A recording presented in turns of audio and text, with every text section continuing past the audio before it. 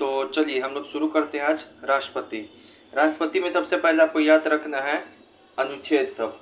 जैसे ट्रिक है अनुच्छेद का, पकानी कोको दियो दसम। प से क्या होगा तो राष्ट्रपति का पद है। राष्ट्रपति का पद यार एक चीज और याद रखना है कि राष्ट्रपति जो आर्टिकल शुरू होता है 52 से लेकर 61 के बीच में। प से है राष्ट्रपति का पद।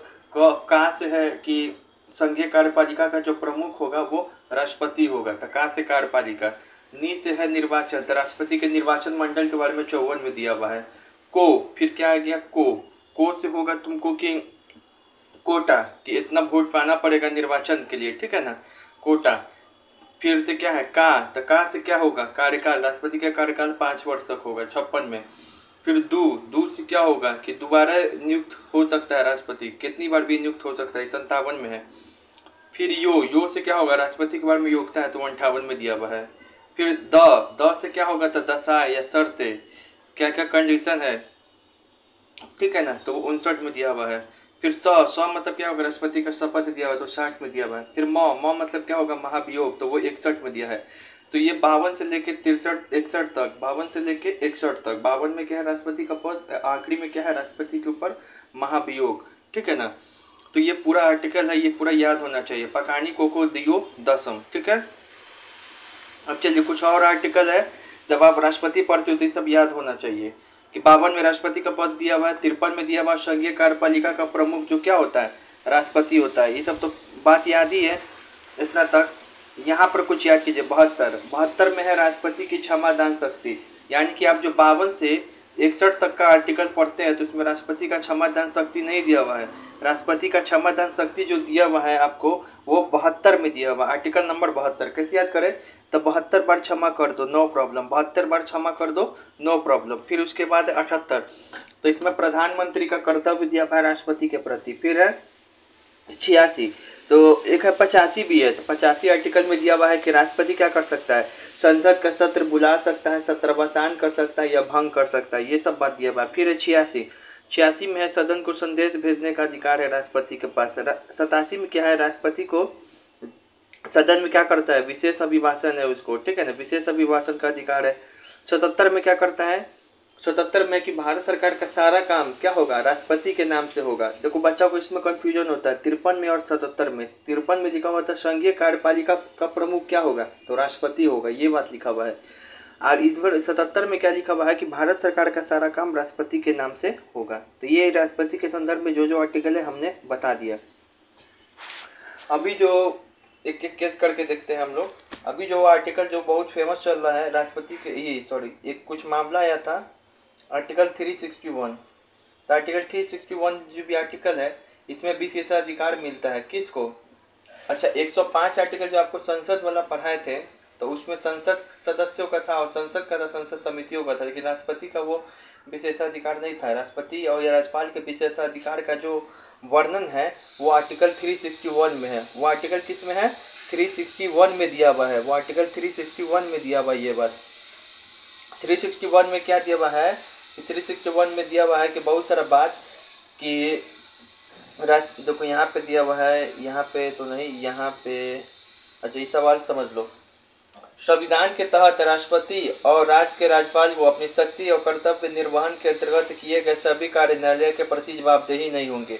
किस आर्टिकल के अंदर तो आर्टिकल 361 के अंदर ये बात सही होगा, ठीक है ना। उसके बाद यहाँ पर है कि क्या क्या इसमें 361 में शामिल है। तो अदालती कार्रवाई से छूट है दोनों को, राष्ट्रपति के आचरण के लिए अपवाद है, कोई आपराधिक कार्रवाई नहीं हो सकता है, मतलब कोई भी आपराधिक कार्रवाई नहीं हो सकता है, ना ही इनकी गिरफ्तारी हो सकती है इनके कार्यकाल के समय राष्ट्रपति या राज्यपाल को, और ना ही जो है इनको क्या हो सकता है, ना ही कारावास यानी कि जेल भी नहीं हो सकता है, ठीक है ना। इसके तहत कोई मामला केवल व्यक्तिगत कार्यों से संबंधित सिविल मामला में केवल 2 महीने का नोटिस अवधि देकर बाद ही शुरू किया जा सकता है। देखो ऐसे तो कोई आपराधिक मामला की है तो इनको तो इनके कार्यकाल के दौरान ना कोई नोटिस भेजा जा सकता है, ना कोई गिरफ्तारी, ना कोई जेल। लेकिन अगर सिविल मामले में फंस गए, पैसा उसा वाला मामले में फंस गए, तो पैसा उसा वाला मामले में भी फंस गए तो उसमें भी कंडीशन है, अगर आप नोटिस भेजते हो तो आपको 2 महीना पहले क्या करना पड़ेगा, नोटिस भेजना पड़ेगा, तभी कार्रवाई शुरू हो सकती है। तो सिविल मामले में कार्रवाई शुरू हो सकती है, लेकिन 2 महीने पहले नोटिस भेजना पड़ेगा। लेकिन जो है आपराधिक मामलों में कार्रवाई भी नहीं हो सकती, नहीं नोटिस भेजा जा सकता कार्यकाल के दौरान, वो जो भी होगा कार्यकाल के बाद ही होगा। यहाँ पे एक सवाल है, कि बोल रहा है संविधान के अनुच्छेद 361 में राष्ट्रपति और राज्यपाल को कितनी स्थितियों में सुरक्षा प्रदान करता है? तो अदालती कार्रवाई से भी सुरक्षा प्रदान करता है, कोई कार्रवाई नहीं हो सकता। आपराधिक कार्रवाई में भी सुरक्षा प्रदान करता है, राष्ट्रपति के आचरण के लिए भी सुरक्षा प्रदान करता है। इसका जो भी आचरण है, बुरा है चाहे जैसा भी है, वो माफ़ है, गिरफ्तारी या कारावास से भी माफ़ है उनको, तो डी हो जाएगा। केवल जो आपको क्या है, सिविल मामला है, 2 महीना पहले क्या करना पड़ेगा, नोटिस देना पड़ेगा, तभी कार्रवाई क्या हो सकता है, शुरू हो सकता है। यहाँ पे राष्ट्रपति का जो है कि ये वोट वाला सिस्टम जो है बड़ी बार पूछता है, ठीक है ना। तो राष्ट्रपति में एमपी और एमएलए का वोट या वैल्यू क्या होता है, अलग होता है, उसको कुछ कोटा पाना पड़ता है। हम निर्वाचन वाले चैप्टर पढ़ा दिए हैं। तो देखो जो वोट कैसे निकालते हैं एमएलए का, मतलब हर एक स्टेट में एमएलए का वोट क्या होता है, अलग अलग होता है हर एक स्टेट का, ठीक है ना। तो total population of the state, पहले तो मान लो बिहार का निकालना है, बिहार के एमएलए का कितना वोट होता है। तो जितना भी एमएलए है, बस सॉरी, जितना भी पॉपुलेशन है उस राज्य का, उसको ऊपर लिखिए, और जितना भी उस राज्य में इलेक्टेड है, नॉमिनेटेड नहीं, ऑल मेंबर नहीं, जितना भी इलेक्टेड मेंबर है स्टेट लेजिस्लेटिव असेंबली में उसको डिवाइड कर दीजिए, इनटू में 1/1000 से डिवाइड कीजिए, ठीक है ना। इनटू में 1/1000 से डिवाइड कीजिए। देखो ये 1000 जो डिवाइड वाला है ना, ये राज्य में है ना कि स्टेट में है, एमएलए के लिए। इसी तरीके से एमपी का वोट कैसे निकलता है, तो एमपी का वोट निकलता है जितना भी एमएलए का वोट निकाल दिए, और जितना भी इलेक्टेड मेंबर है ना पार्लियामेंट के दोनों हाउस का, उससे डिवाइड कीजिए।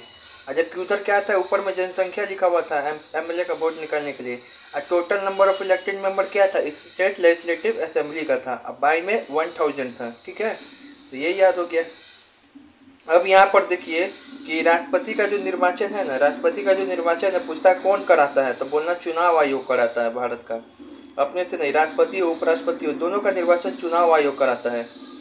कौन कराता है, चुनाव आयोग। कौन करता है इसमें, मतलब कौन कौन भाग लेगा, इसके निर्वाचक मंडल में कौन कौन भाग लेता है राष्ट्रपति के चुनाव में, तो संसद के दोनों सदन के सदस्य लेते हैं, लेकिन मगर कैसा, निर्वाचित सदस्य केवल, चाहे लोकसभा हो चाहे राज्यसभा हो, इन दोनों के निर्वाचित सदस्य भाग लेंगे।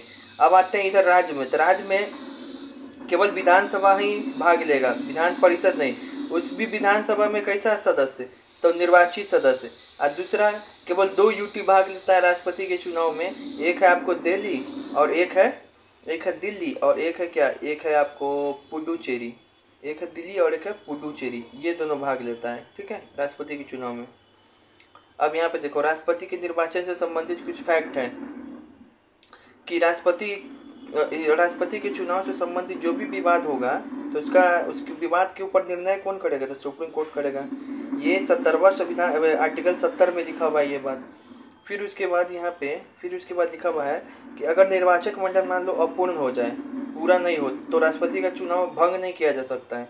और दूसरी बात ये भी है कि अगर मान लो राष्ट्रपति का जो चुनाव मान लो अगर भंग कर भी दिया गया, अवैध मान भी लिया गया, लेकिन उसके द्वारा किया गया जो काम है उसको हम लोग अवैध नहीं मान सकते, ठीक है। तो ये सब बात है। फिर उसके बाद यहाँ पर है राष्ट्रपति का प्रत्यक्ष निर्वाचन ही क्यों होता है, तो इस संसदीय व्यवस्था के अनुरूप है ये बात। राष्ट्रपति केवल नाम मात्र का कार्यकारी है, प्रत्यक्ष निर्वाचन जो होता है बहुत ही खर्चीला होता है, और राष्ट्रपति आपका प्रतीकात्मक प्रमुख है। और ये जो है राष्ट्रपति जो है संघ और सभी राज्यों का क्या करता है, समान रूप से प्रतिनिधित्व करता है। मतलब एक तो अप्रत्यक्ष निर्वाचन कर रहे हैं, लेकिन कर ही क्यों रहे हैं, डायरेक्ट मनोनीत क्यों नहीं कर दे रहे थे, इन सभी के कारण, ठीक है। संघीय व्यवस्था के अनुरूप है, खर्चीला है, प्रतीकात्मक प्रमुख है, संघ और राज्यों का समान रूप से प्रतिनिधित्व करता है, और नाम मात्र का कार्यकारी है। इसी कारण राष्ट्रपति पद की अर्हता मतलब योग्यताएं क्या है, तो सबसे पहले बात तो भारत का नागरिक हो, 35 साल अपना पूरा कर चुका हो, लोकसभा का सदस्य निर्वाचित होने के लिए अर्हत हो। देखो यहाँ पे लिखा है मोस्ट वीवीआई पॉइंट है, ये मोस्ट वीवीआई पॉइंट है। यहाँ पर क्या लिखा है, राष्ट्रपति बनने के लिए योग्यता लिखा तो है उम्र 35 साल भले ही, लेकिन उसके अंदर जो क्वालिटी होना चाहिए वो लोकसभा सदस्य का निर्वाचित होने वाला होना चाहिए क्वालिटी। वो राज्यसभा नहीं है, यहाँ पे लिखा हुआ है लोकसभा लिखा हुआ है, ठीक है, तो कन्फ्यूजन मत हो जाना। संघ या राज्य सरकार में लाभ के पद पर भी ना हो, अब प्लस आपको किसी को राष्ट्रपति बनाना है तो 50वां प्रस्तावक का 50वां अनुमोदक भेजना होगा, और साथ ही 15,000 रुपया क्या होगा जमानत राशि के रूप में जमा भी करना होगा।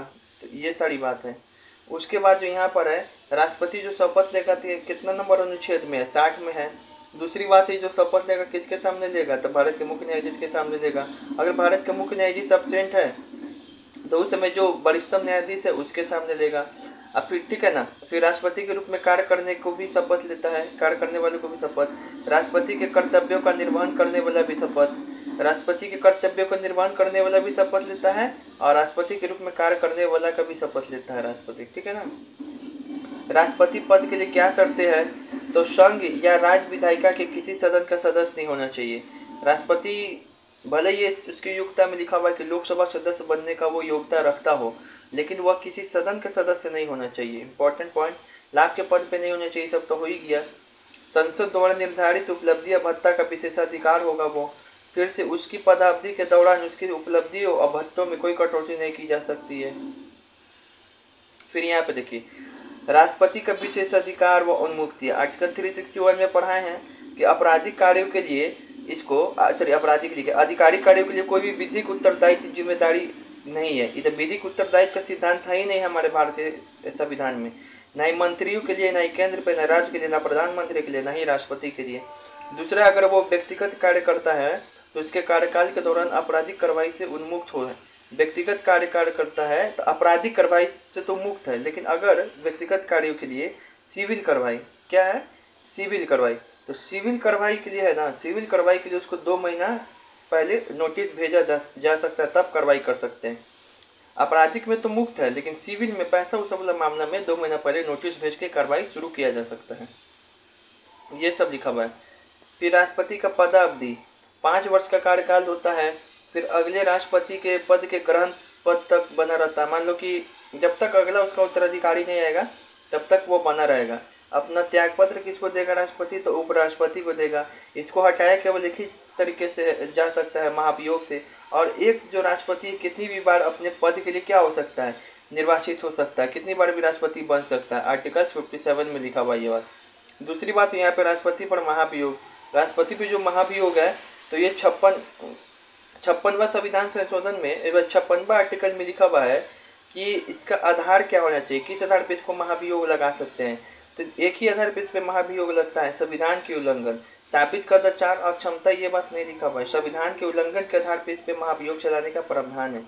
फिर आर्टिकल 61 में आते हैं तो महाभियोग चलाने का ये प्रक्रिया दिया हुआ, लेकिन आधार किस में दिया हुआ था, तो 56 में दिया हुआ था, ठीक है ना। आई जो महाभियोग है किसी भी सदन से ये प्रक्रिया स्टार्ट कर सकते हैं, या तो लोकसभा से या फिर राज्यसभा से। जो महाभियोग का कैसा प्रक्रिया है, तो एक अर्ध न्यायिक प्रक्रिया है। कैसा प्रक्रिया है, अर्ध न्यायिक प्रक्रिया है। और जब महाभियोग चलता है राष्ट्रपति को हटाने में, तो राष्ट्रपति के चुनाव में तो राज्य विधानमंडल भाग लेता है, लेकिन जो उसको हटाने में जो है वहाँ के विधायकों का कोई भूमिका नहीं है, ठीक है। वहाँ के हटाने में विधायकों का कोई भूमिका नहीं है। दूसरी बात है, आपको बताएंगे, भले राष्ट्रपति के चुनाव में निर्वाचित सदस्य ही केवल भाग लेता है संसद के दोनों, लेकिन हटाने में निर्वाचित तो भाग लेगा ही, प्लस मनोनीत भी लेगा, मतलब सारे कोई भाग लेते हैं, ठीक है। हटाने के समय राष्ट्रपति पद संबंधी अन्य प्रावधान, कुछ अन्य प्रावधान भी है। कार्यकाल समाप्त होने के पूर्व ही चुनाव कराना चाहिए, मतलब कि जैसे ही उसका समाप्त होने वाला कार्यकाल तो उससे पहले ही राष्ट्रपति का क्या हो जाता है, चुनाव हो जाता है। और वो राष्ट्रपति तब तक अपने पद पर बना रहता है जब तक उसका अगला उत्तराधिकारी नहीं आ जाए। आकस्मिक रिक्ति की स्थिति में 6 महीने में चुनाव होना चाहिए। मान लो कोई ऐसा स्थिति आ गया तो 6 महीना टाइमिंग दिया हुआ है कि राष्ट्रपति का पद अगर खाली है तो 6 महीने के भीतर क्या हो जाए, चुनाव हो जाना चाहिए। उपराष्ट्रपति कार्यवाहक राष्ट्रपति के रूप में काम करेगा, ठीक है ना। उपराष्ट्रपति कार्यवाहक राष्ट्रपति के रूप में काम करेगा, लेकिन अगर राष्ट्रपति का पद खाली हो तो उपराष्ट्रपति आएगा। अगर उपराष्ट्रपति का भी पद खाली हो तब आता है तुमको क्या है, मुख्य न्यायाधीश बनता है कार्यवाहक राष्ट्रपति के रूप में, ठीक है ना। तो ये हायरार्की है, पद खाली हो तो पहले उपराष्ट्रपति को मौका मिलेगा राष्ट्रपति बनने का, लेकिन वो भी खाली हो जाए पद तो फिर बनेगा कार्यवाहक राष्ट्रपति कौन, तो मुख्य न्यायाधीश भारत का, ठीक है। फिर यहाँ पे राष्ट्रपति का शक्ति और कर्तव्य दिया हुआ है। पहला कार्यकारी शक्ति है, विधिक शक्ति है, वित्तीय शक्ति है, न्यायिक शक्ति है, कूटनीतिक शक्ति है, सैन्य शक्ति है, आपातकालीन शक्ति है। बहुत सारा शक्ति इसका दिया हुआ है, बहुत सारा शक्ति इसका दिया हुआ है। पहला है कार्यकारी शक्ति। कार्यकारी शक्ति में क्या होता है कि पहले ही बात लिखा हुआ है कि भारत सरकार का जितना भी काम है वो सभी राष्ट्रपति के नाम से होगा। तो ये क्या है, कार्यकारी है। देखो कार्यकारी शक्ति को याद करने का ट्रिक क्या है, एक चीज़ और पहले ही बता दे रहे हैं कि नियुक्ति के बाद जहाँ आए तो राष्ट्रपति की कार्यकारी शक्ति समझना। गठन की बात कहाँ पर आए तो कार्यकारी शक्ति समझना। पीएम की बात कहीं पर आए उस लाइन में लिखा हुआ भारत सरकार का नाम आ जाए, मंत्रिपरिषद का नाम आ जाए, तो ये सब जो भी नाम आ जाए मतलब जो भी ऐसा काम जो मंत्रिपरिषद की सलाह पे करता हो वो सारा काम कैसा होगा, कार्यकारी शक्ति होगा। अब प्लस उस काम में भारत का नाम, भारत सरकार का नाम, प्रधानमंत्री का नाम, सरकार का नाम, मंत्रिपरिषद, नियुक्ति, गठन, ये सब शब्द भी आना चाहिए। तो यहाँ देखो भारत सरकार का सभी काम भारत सरकार के सभी शासकीय काम जो है राष्ट्रपति के नाम से होगा। ये आर्टिकल कौन सा है, 77 है। तो ये कार्यकारी है। कैसे ही पहचाने हम कि कार्यकारी है, यहाँ पे भारत सरकार लिखा है तो समझ जाना कार्यकारी है। फिर से ये मंत्री प्रधानमंत्री की नियुक्ति करता है तो नियुक्ति वाला जो भी बात होगा क्या हो जाएगा, कार्यकारी हो जाएगा। यहाँ पर महान्यायवादी की नियुक्ति करता है, ये भी क्या है, कार्यकारी है। आई मंत्रिपरिषद से पूछकर ही तो इसकी नियुक्ति करता है, तो ये कार्यकारी है। फिर से इस सभी कभी नियुक्ति करता है, कैग हो गया, सीईसी हो गया, ईसी हो गया, यूपीएससी हो गया, राज्यपाल हो गया, वित्त आयोग हो गया, इन सभी की भी नियुक्ति करता है तो क्या हो जाएगा, ये भी कार्यकारी हो जाएगा। क्योंकि इन सभी की नियुक्ति किससे करेगा, वो मंत्रिपरिषद की सलाह पे करता है। एक चीज़ एग्जामिनर कई बार फंसाता है कि मुख्यमंत्री की भी नियुक्ति करता है प्रधानमंत्री, तो नहीं, मुख्यमंत्री की नियुक्ति करता है राज्यपाल। फिर प्रधानमंत्री से कोई भी सूचना मांग सकता है तो ये भी कार्यकारी होगा। कैसे पहचाने, तो देखो इसमें लिखा हुआ प्रधानमंत्री तो समझ जाना कि क्या है, कार्यकारी है। फिर यहाँ पे और भी कार्यकारी काम है, किसी मंत्री के निर्णय को मंत्रिपरिषद के समक्ष रखवाना। कोई मंत्री निर्णय लिया है तो उसका निर्णय को रखवाना, तो ये भी कार्यकारी है। कैसे समझे, तो मंत्री शब्द लिखा हुआ है, मंत्रिपरिषद शब्द लिखा हुआ है तो समझ जाना कार्यकारी है। अन्य पिछड़ा वर्गों के लिए एक आयोग का गठन, कोई भी आयोग गठन करेगा तो ये भी क्या होगा, कार्यकारी होगा। तो देखो गठन है तो कार्यकारी होगा। अंतर्राज्यीय परिषद का गठन किया तो गठन किया आयोग का, तो ये भी हो जाएगा कार्यकारी। फिर से प्रशासकों के माध्यम से यूटी का प्रशासन चलाना, तब प्रशासन चला रहा है, प्रशासन चलाना अभी किसका काम होता है, कार्यकारी का होता है, तो ये भी कार्यकारी हो गया यूटीज़ का। फिर से उसके बाद है अनुसूचित क्षेत्रों और जनजातीय क्षेत्रों के प्रशासन संबंधी शक्ति। तो देखो वहाँ का भी प्रशासन किस तरीके से चलेगा, तो प्रशासन कौन चलाएगा, कार्यकारी। प्रशासन शब्द भी आ जाए तो समझ जाना क्या है, कार्यकारी। तो इतनी सारी कार्यकारी शक्तियाँ है। तो कार्यकारी शक्ति में क्या क्या देखें हम लोग, क्या क्या टर्मिनोलॉजी याद रखना है, टर्मिनोलॉजी याद रखना है, मंत्रिपरिषद, गठन, प्रशासन। और यहाँ पे देखें हम लोग कि शासकीय कार्य, भारत सरकार, नियुक्ति, प्रधानमंत्री, इतना सारा काम जो है कार्यकारी है। अब जो है विधायी शक्ति, अब जो देखेंगे राष्ट्रपति का विधायी शक्ति। विधायी शक्ति में पता है क्या क्या नाम आएगा, विधायी शक्ति में नाम आएगा आपको संसद, रिपोर्ट, कानून। अब बोले ये सब बात अगर टर्मिनोलॉजी यूज हो जाए टर्म, तो समझ जाना कि राष्ट्रपति का ये विधायी शक्ति का बात कर रहा है, ठीक है ना। तो देखो राष्ट्रपति भारतीय संसद का एक अभिन्न अंग है। ये तो ऐसे भी पता चल रहा है कि विधायी शक्ति है। संसद का बात यहाँ पर आ गया, संसद का बैठक बुलाना, सत्र समाप्त करना, लोकसभा को विघटन करना, तो ये सारा काम संसद से संबंधित है ना। सत्र किसका बुलाएंगे, संसद का ना, तो ये भी विधायी कार्य है। ऐसे भी इसमें देखो संसद, लोकसभा, बैठक, सत्र, ये सब क्या है, संसद से संबंधित टर्मिनोलॉजी है, तो विधायी शक्ति हो गया। संसद का संयुक्त अधिवेशन बुलाना, फिर ये भी हो गया विधायी, नाम हो गया संसद, इसमें आ गया। प्रत्येक चुनाव के बाद व प्रति वर्ष संसद के प्रथम अधिवेशन का संबोधन करना, संबोधन कर रहा है भाई, अधिवेशन बुला रहा है, ये सब विधायी हो जाएगा। यहाँ पर भी संसद आ गया। फिर से स्पीकर व डिप्टी स्पीकर का पद खाली तो किसी की नियुक्ति, देखो ये वाला लेकिन कार्यकारी नहीं है। यहाँ पे जो नियुक्ति कर रहा है इम्पॉर्टेंट पॉइंट है, ये भी विधायी है। क्योंकि सदन के अंदर ना, संसद के अंदर ना किसी की नियुक्ति कर रहा है, तो इसे याद कर सकते हैं, सदन के अंदर किसी की नियुक्ति कर रहा है। अगर ये अध्यक्ष हो या उपाध्यक्ष का पद हो जो खाली हो जाए तो सदन के अंदर कर रहा है ना, तो ये इसकी विधायी शक्ति है। लेकिन सदन के बाहर होता है इलेक्शन कमीशन, सदन के बाहर होता है यूपीएससी आयोग, तो वो सब होता है कार्यकारी। लेकिन ये क्या हो गया, विधायी हो गया। तो यहाँ पे ध्यान देना था। जहाँ भी स्टार बना रहे तो समझना कि वहाँ ध्यान देना है। राज्यसभा में 12 सदस्यों को मनोनीत करता है 4 आधार पे, साहित्य, कला, विज्ञान, समाज सेवा। तो राज्यसभा शब्द आ गया, राज्यसभा क्या है? संसद है, तो ये भी हो गया विधायी शक्ति। संसद सदस्यों की निर्भरता के प्रश्न पर निर्णय। अब उनका क्या अयोग्यता है उसके ऊपर क्या लेना? प्रश्न लेना डिस्क्वालिफिकेशन पे चुनाव आयोग के आधार पे वह निर्णय लेता है, तो ये भी विधायी हो गया। संसद सदस्य है ना, संसद सदस्य जहाँ पे आ गया ये सब शब्द तो समझना कि विधायी है। कुछ प्रकार के विधेयक केवल राष्ट्रपति के पूर्व अनुमति से ही पेश हो सकते हैं, तो विधेयक वाला बात आ गया।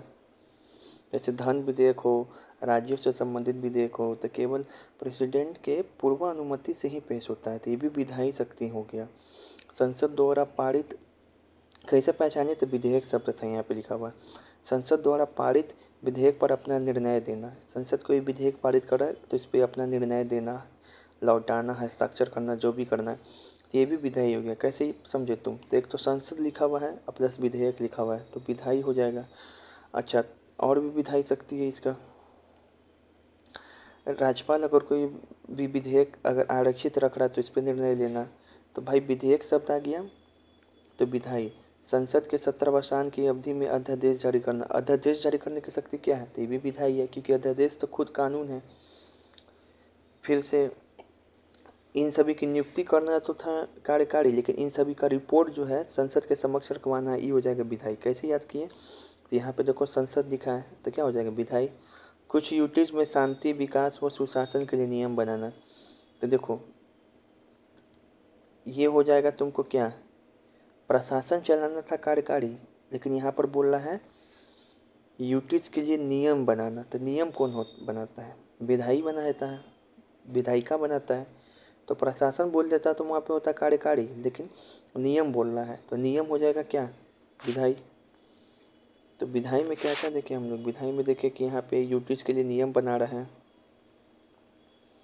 विधायी में देखिए यूटीज के लिए नियम बना रहा है, रिपोर्ट संसद के समक्ष रखवाता है, फिर से अध्यादेश जारी करता है, निर्णय देता है विधेयक पे, मनोनीत करता है, संसद सदस्यों की निर्भरता, विधेयक शब्द यहाँ पे आया गया, फिर विधेयक आ गया,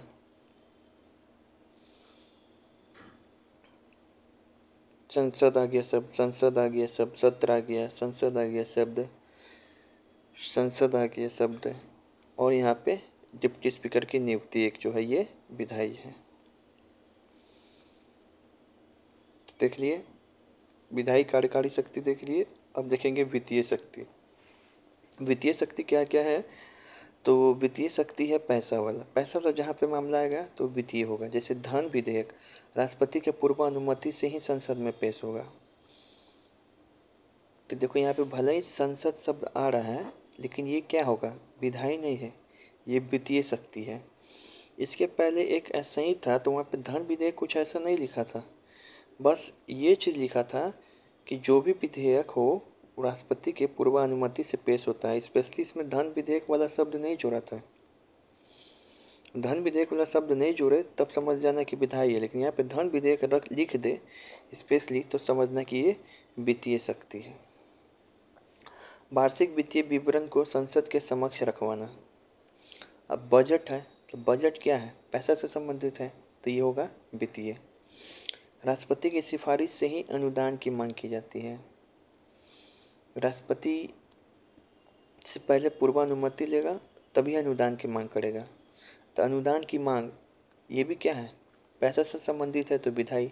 आकस्मिक निधि से धन निकालना है तो ये भी विधायी होगा। वित्त आयोग का गठन करना, ये भी विधायी होगा। देखो गठन वाला हम सिखाएं, उधर अंतर्राज्यीय परिषद था, क्षेत्रीय आयोग था, फिर से तुमको क्षेत्रीय आयोग था, फिर और भी गठन था, आयोग था उधर, तो वो सब प्रशासनिक था। लेकिन यहाँ पे वित्त आयोग स्पेशली बोल दिया, पैसा की बात है तो पैसा की बात है ना, वित्त आयोग तो क्या होगा? वित्तीय। तो वित्तीय में क्या क्या देखें? एक तो वित्त आयोग शब्द यहाँ पे दिखाई पड़ा, आकस्मिक निधि दिखाई पड़ा, तीन वो फंड होता है ना, फंड का भी चर्चा हो जाए, अनुदान की मांग हो गया, बजट की बात हो गया, धन विधेयक हो गया। तो ये सब क्या शो कर रहा है, पैसा वाली बात। तो पैसा वाली बात वित्तीय शक्ति। राष्ट्रपति की न्यायिक शक्ति, तो उच्चतम न्यायालय और उच्च न्यायालय के मुख्य और अन्य न्यायाधीशों की नियुक्ति। देखो पीछे जितना भी नियुक्ति बताए थे उसमें जजेस का नियुक्ति नहीं था, यहाँ पे जजेस का नियुक्ति आ जाए, जजेस शब्द जहाँ पर भी आ जाए तो समझना कि ये न्यायिक शक्ति है। सलाह लेने की भी शक्ति है राष्ट्रपति को आर्टिकल 143 में, लेकिन किससे सलाह लेता है, सिर्फ हाई कोर्ट से नहीं, हाई कोर्ट से नहीं लेता सलाह, कभी नहीं, सुप्रीम कोर्ट से सलाह लेने का अधिकार है। तो ये भी हो जाएगा विधायी। जो सलाह है वो बाध्यकारी नहीं है, सुप्रीम कोर्ट से सलाह ले लिए तो बाध्यकारी नहीं है, तो ये भी क्या हो जाएगा, न्यायिक शक्ति। क्षमादान शक्ति, क्षमादान में 5 शक्ति इसके शामिल है, क्षमादान, लघुकरण, परिहार, विराम और प्रविलंबन। तो इतने प्रकार की शक्ति ये भी क्या है, क्षमादान की शक्ति हो गया, न्यायाधीश को नियुक्त करना हो गया, सलाह लेना हो गया। तो ये सब विधायी न्यायिक शक्ति है। कैसे शक्ति है, न्यायिक। कूटनीतिक शक्ति कौन है, तो देखो अंतर्राष्ट्रीय संधियां समझौता राष्ट्रपति के नाम पे। एक ऐसे ही शब्द बुलाए थे कि भारत सरकार का समस्त कार्य राष्ट्रपति के नाम से होगा, तो वो प्रशासनिक कार्य था, वो कार्यकारी शक्ति था। लेकिन यहाँ पे देखो कूटनीतिक में क्या होगा, अंतर्राष्ट्रीय शब्द यूज होगा, इंटरनेशनल काम जो भी होगा वो कूटनीतिक के अंदर आ जाएगा। डिप्लोमेसी में कौन होगा, इंटरनेशनल काम ही ना। तो इंटरनेशनल ट्रीटी जितना भी होता है वो राष्ट्रपति के नाम पे होता है, तो कूटनीतिक। अंतर्राष्ट्रीय मंच और मामलों पे भारत का रिप्रेजेंटेशन, तो अंतर्राष्ट्रीय बात हो गया, तो कूटनीतिक। राजदूत को भी कहाँ भेजा जाता है, दूसरे विदेशों में, तो अंतर्राष्ट्रीय मामला हो गया, तो कूटनीतिक। सैन्य शक्ति तो पता ही है, सैन्य बलों का सर्वोच्च सेनापति होता है, तो ये सैन्य शक्ति। थल सेना, नौसेना की प्रमुखों की नियुक्ति करना, तो ये भी हो जाएगा सैन्य शक्ति। युद्ध के प्रारंभ या समाप्ति की घोषणा, तो ये भी हो जाएगा इसका सैन्य शक्ति। ठीक है। अब आपातकालीन शक्तियाँ भी है राष्ट्रपति के पास, 352, 356, 365, 360। 352 में जो है राष्ट्रीय आपातकाल है, तो उस समय क्या कर सकता है राष्ट्रपति, मौलिक अधिकार का सस्पेंशन कर सकता है। 359 में लिखा है केवल 20 और 21 को छोड़ के। वित्तीय संसाधनों के वितरण के प्रतिरूप में संशोधन, ये भी कर सकता है राष्ट्रपति। 356 लगेगा तो क्या करेगा, राज्य सरकार को चाहे तो बर्खास्त कर सकता है, राज्य विधानसभा को चाहे तो निलंबन या विघटन कर सकता है, राज्य की संचित निधि से व्यय की अनुमति दे चाहे नहीं दे, ये सब राष्ट्रपति का आपातकालीन शक्ति है। 360 में क्या करेगा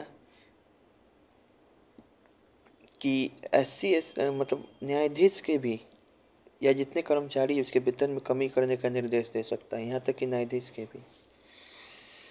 तो सब इसका आपातकालीन शक्ति शो करता है। ऐसे आपातकालीन के ऊपर एक हम चैप्टर पढ़ाएंगे ही, तो उसमें और अच्छा से समझ में आएगा राष्ट्रपति का आपातकालीन शक्ति। ठीक है, फिलहाल यहाँ पे समझो कि ये सब आपातकालीन शक्ति है राष्ट्रपति का।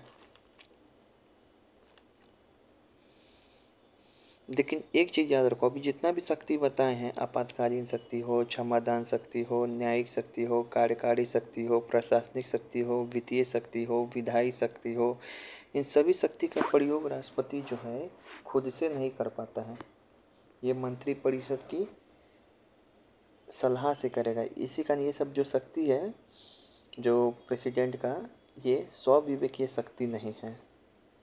ठीक है। अब जो है यहाँ पे केंद्रीय विधेयकों के संबंध में राष्ट्रपति के पास विकल्प। अगर मान लो कोई विधेयक आता है केंद्रीय विधायिका में, मतलब संसद में, तो उसके पास फिर राष्ट्रपति के पास आएगा लास्ट में, तो उसके पास क्या क्या विकल्प है। एक तो है, पहला विकल्प है क्या होता है कि राष्ट्रपति के सहमति पाने से ही विधेयक क्या बनता है, अधिनियम बनता है।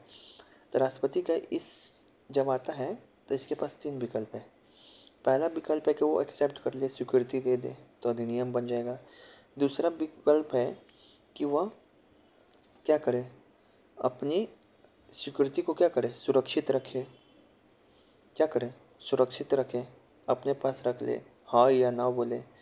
तीसरा विकल्प है कि वो पुनर्विचार के लिए संसद के पास भेज दे, पुनर्विचार के लिए संसद के पास क्या करे, भेज दे। तो ये सब देखिए 3 विकल्प हैं, या तो एक्सेप्ट कर ले, या सुरक्षित रख ले, या पुनर्विचार के लिए भेज दे। अब राष्ट्रपति का वीटो शक्ति के बारे में पढ़ेंगे, जो बहुत इंपॉर्टेंट है। वीटो शक्ति अनुच्छेद 111 में शुभ 101 नहीं, 101 में तो वैकेंट ऑफ सीट है सांसदों का। 111 में, अनुच्छेद नंबर 111 में राष्ट्रपति का वीटो शक्ति दिया है। 3 प्रकार के वीटो शक्ति दिया है। ऐसे वीटो शक्ति तो 4 प्रकार का होता है, लेकिन भारत के राष्ट्रपति के पास ये विशेषित वीटो नहीं है। ठीक है, याद रहेगा। तो भारत के राष्ट्रपति के पास 3 ही प्रकार का वीटो है। ये जो वीटो शक्ति है, मोस्ट इम्पॉर्टेंट, राष्ट्रपति का अभी जितना शक्ति दिखाए हैं तो 100 विवेकीय नहीं था, लेकिन अभी जो वीटो शक्ति दिखा रहे हैं आपको, ये 100 विवेकीय शक्ति है, मोस्ट इम्पॉर्टेंट। पहला वीटो शक्ति है अत्यंतिक वीटो शक्ति, जिसको बोलते हैं एब्सोल्यूट वीटो पावर। इसमें क्या होगा, अनुमति नहीं देता है राष्ट्रपति, सीधे एब्सोल्यूट बात कह दिया, अनुमति नहीं देगा, स्वीकार नहीं करेगा, जिससे विधेयक समाप्त हो जाएगा। अभी तक ऐसा एक ही बार हुआ है इस शक्ति का प्रयोग, जो कि राजेंद्र बाबू 1956 में 56 छुरी वाला काम किए पैप्सू अधिनियम पे। पैप्सू अधिनियम पे 1956 में क्या हुआ कि राजेंद्र बाबू अत्यंतिक वीटो का प्रयोग किए, जिस कारण जो आपका है अनुमति नहीं दिए और विधेयक क्या हो गया, विधेयक का अस्तित्व ही समाप्त हो गया। अब शुरू से फिर से वो प्रक्रिया होगा। दूसरा शक्ति जो है, उस शक्ति का नाम है वीटो का निलंबनकारी वीटो शक्ति, निलंबनकारी वीटो शक्ति। इसको सुपर सस्पेंशन वीटो पावर भी बोलते हैं। क्या बोलते हैं इसको, सस्पेंशन वीटो पावर भी बोलते हैं। सस्पेंशन वीटो पावर में या निलंबनकारी शक्ति वीटो पावर में क्या है कि राष्ट्रपति किसी विधेयक को एक बार पुनर्विचार के लिए भेज सकता है, लेकिन सस्पेंशन शक्ति का भी एक सीमा है, कि सस्पेंशन शक्ति का भी सीमा है। धन विधेयक और संविधान संशोधन विधेयक को राष्ट्रपति को पुनर्विचार हेतु नहीं भेज सकता, मतलब वहाँ पे वो सस्पेंशन शक्ति का यूज़ नहीं कर पाएगा। बाकी अन्य कोई विधेयक है उसको पुनर्विचार के लिए भेज सकता है, उसको पुनर्विचार के लिए भेज सकता है। ठीक है, लेकिन पुनर्विचार के बाद जब आएगा, एक ही बार पुनर्विचार के लिए भेज सकता है, आगे पढ़ाएंगे। पुनर्विचार के बाद जब वो आएगा वापस से विधेयक, तो राष्ट्रपति को अनिवार्य है कि उस पर अपना सहमति देना ही पड़ेगा। तीसरा वीटो है जेवी वीटो, यानी कि पॉकेट वीटो। पॉकेट वीटो में क्या है, पॉकेट वीटो में ना ही अनुमति देगा और ना ही पुनर्विचार के लिए भेजेगा, बस अपने पास रख लेगा। इस वीटो शक्ति का प्रयोग कौन किया था, तो ज्ञानी जेल सिंह। ज्ञानी जेल सिंह ने किया था कब, तो वो मर्दे किए थे 1986 में। किस अधिनियम पे, तो डाकघर अधिनियम पे। डाकघर को पॉकेट में रख लिए, ऐसे याद कर सकते हो। 1986 में उपभोक्ता संरक्षण अधिकार अधिनियम भी आया था, तो ऐसे याद कर सकते हैं। तो 3 प्रकार का वीटो है। एब्सोल्यूट में तो सीधे मना कर देगा, जाइए हम अस्वीकार करते हैं। तो राजेंद्र बाबू 1956 में पैप्सू विधेयक पे कर दिए थे इसका प्रयोग। सस्पेंशन में क्या, लटका के रखेगा, पुनर्विचार के लिए भेज दिए। इन शक्ति का प्रयोग अभी तक एक भी बार राष्ट्रपति ने किया है कोई भी। लास्ट में बचा आपको पॉकेट वीटो, तो पॉकेट वीटो में ज्ञानी जेल्सिन किए थे डाकघर अधिनियम पे 1986 में। इसमें होता है कि ना ही वो अस्वीकार करेगा ना ही एक्सेप्ट करेगा, सीधे अपने पास पॉकेट में रख लेगा, ना ही पुनर्विचार के लिए भेजेगा। तो ये हो गया। अब आते हैं इस पे सवाल, विशेषित वीटो। पहली बात तो विशेषित वीटो भारत के राष्ट्रपति को प्राप्त ही नहीं है, ठीक है, तो इसको भी रखते हैं। निलंबनकारी वीटो, सवाल है ये, निलंबनकारी वीटो में क्या करता था, पुनर्विचार के लिए वापस भेजता था। तो देखो कहाँ पे पुनर्विचार शब्द है, पुनर्विचार शब्द कहाँ पे है, पुनर्विचार शब्द कहाँ पर है। देखो अभी जो सवाल बता रहे थे तो उसके लिए वीटो को और अच्छे तरीके से समझना पड़ेगा, क्योंकि एग्जामिनर जो क्वेश्चन है वो घुमा दिया है। एब्सोल्यूट वीटो में आपको एक बात और याद रखना पड़ेगा, इससे क्या होता है, विधेयक तो समाप्त हो ही जाता है, पीछे बताए हैं, और ये भी शब्द लिखा रह सकता है कि विधेयक पे अपनी राय सुरक्षित रखना। विशेषित वीटो ये तो प्राप्ति नहीं है, लेकिन इसमें ये लाइन लिखा रहेगा कि यह वीटो जो विधायिका द्वारा उच्च बहुमत से निरस्त किया जा सके। विधायिका जो है अपने उच्च बहुमत से राष्ट्रपति के वीटो को क्या कर सके, समाप्त कर सके। निलंबनकारी वीटो में क्या होता है, सस्पेंसिव में पुनर्विचार हेतु भेजा जाता है। तो फिर विधायिका क्या करेगा, उस पुनर्विचार को समान बहुमत से क्या कर सकता है, निरस्त कर सकता है। पॉकेट में क्या होता है, ना ही अपना राय देगा ना ही पुनर्विचार हेतु भेजेगा, पुनर्विचार हेतु अब क्या करेगा, सुरक्षित रखेगा, अपने पास रख लेगा, सुरक्षित नहीं अपने पास रख लेगा। तो उसमें क्या लिखा रहेगा कि विधेयक पे कोई निर्णय नहीं करना। तो अत्यंतिक वीटो जो है, एब्सोल्यूट वीटो बोलते हैं, उसमें क्या होता है, विधेयकों को अपने पास क्या करता है, लोग सुरक्षित रख लेता है और अनुमति नहीं देता है, जिस कारण जो विधेयक है अधिनियम नहीं बन पाता है। और जब तो ये बात याद रखना है कि विधेयक को सुरक्षित रख लेगा, अनुमति नहीं देगा, तो विधेयक का अस्तित्व भी क्या हो जाएगा, समाप्त हो जाएगा, और विधेयक अधिनियम नहीं बन पाता है। तो ये बात सब याद रखना है।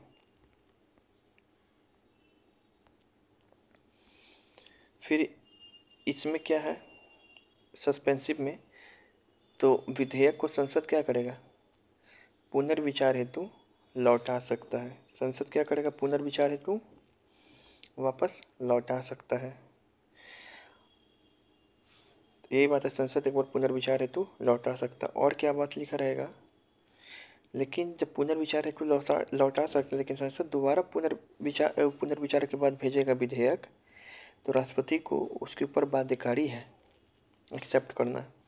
और क्या लिखा रहेगा, हाँ लेकिन पुनर्विचार धन विधेयक के ऊपर सस्पेंसिव वीटो नहीं लगता, अभी हम बता दिए हैं। और एक बात, ये सब तो पता ही है, ये तीनों बात, लेकिन आपसे ये बात पूछ रहा है कि निलंबनकारी वीटो में क्या होता है कि विधेयकों को विधायिका जो है विधेयक को साधारण बहुमत द्वारा पुनः पारित कर इस वीटो को निरस्त कर सकता है।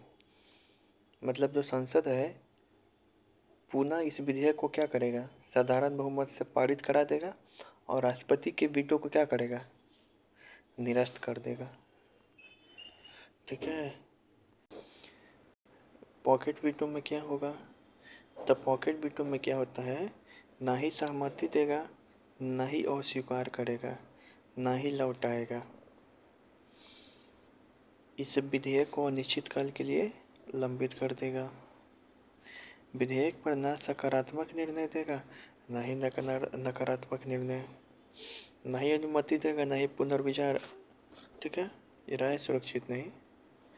संविधान में राष्ट्रपति के लिए इस संबंध में कोई समय सीमा नहीं कि कितने समय के लिए वो अपने पॉकेट में रखा रहता है। यूज हुआ था डाकघर अधिनियम 1986 में। 24वां संविधान संशोधन अधिनियम 1971 के माध्यम से क्या किया गया कि जो संविधान संशोधन विधेयक पे वीटो शक्ति आप इस्तेमाल नहीं कर सकते। अब संविधान संशोधन विधेयक पे राष्ट्रपति को स्वीकार देना क्या है, बाध्य है। इंदिरा गांधी की थी ये 24वां संविधान संशोधन अधिनियम। एक तो संविधान संशोधन अधिनियम पे वीटो का इस्तेमाल नहीं कर सकते, और दूसरा अगर आ रहा है संविधान संशोधन अधिनियम तब उस पर देने के लिए क्या है, बाध्य है। इसी का परिणाम ये है। अब ये सवाल सॉल्व हो जाएगा। विशेषित वीटो जो भारत को प्राप्त नहीं है, इसमें क्या लिखा था, विशेष बहुमत से इस वीटो को निरस्त किया जा सकता है। तो विशेष बहुमत देखो, उच्च बहुमत यही है, उच्च बहुमत से निरस्त किया जा सके तो ए का 4। ठीक है। सस्पेंसिव वीटो में क्या है, तो पुनर्विचार हेतु राष्ट्रपति भेज सकता है, लेकिन विधायिका क्या करेगा, सस्पेंसिव वीटो को निरस्त कर सकता है सिंपल बहुमत से। तो बी का 2, विधायिका साधारण बहुमत से निरस्त कर सकता है इस वीटो को, राष्ट्रपति के इस वीटो को। एब्सोल्यूट वीटो में क्या है कि अपनी राय सुरक्षित रखता है और सीधे ही मना कर देगा और वो विधेयक समाप्त हो जाएगा। तो ये सब लाइन खोजो, अपनी राय विधेयक पे सुरक्षित रखना, तो डी का हो जाएगा 1। पॉकेट वीटो में क्या है, पॉकेट वीटो में जो है, पॉकेट वीटो में अपना कोई निर्णय नहीं देगा, ना ही पुनर्विचार हेतु भेजेगा और ना ही अपना निर्णय देगा, ना ही लौटाएगा। तो डी का 3, कोई निर्णय नहीं देगा। तो ये बन गया, ये होगा। समझ में आया, इम्पोर्टेंट क्वेश्चन था। अच्छा चलो,